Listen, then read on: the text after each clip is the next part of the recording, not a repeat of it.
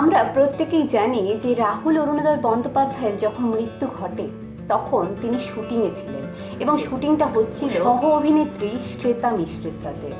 তাই যখনই শ্বেতা মিশ্র এর পরে চুপ করে যান এবং নানা রকমের তথ্য, পোস্টমর্টম রিপোর্ট এবং প্রোডাকশন হাউসের কথা যার মধ্যে কোনো রকমের কোনো মিল পাওয়া যায় না, তখন সোশ্যাল মিডিয়ায় প্রত্যেকটা মানুষ একজনের দিকেই তাকিয়েছিলেন। তিনি হলেন অভিনেতা রাহুল বন্দ্যোপাধ্যায়ের সহ অভিনেত্রী শ্বেতা মিশ্র।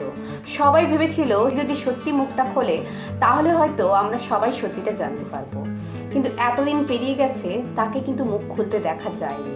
এরই মাঝখানে একটা খবর আসছে যে শ্বেতা নিজে স্বীকার করেছে, আমি তো ক্রিমিনাল নই যে রাজ্য ছেড়ে পালিয়ে যাব, আমি যা বলার সেটা বলবো এবং যেখানে বলার সেখানেই বলবো। আমাকে দোষী ভাবার কোনো কারণ নেই, কারণ আমি নির্দোষ। এখানেই এই মন্তব্যটা নিয়ে ইন্টারনেটে তোলপাড় শুরু হয়ে গেছে। অনেকেই জানতে চাইছেন, যদি সত্যিই শ্বেতা নির্দোষ হয়ে থাকে এবং সে যদি পুরো ঘটনাটা জেনে থাকে তাহলে সে কেন বলছে না।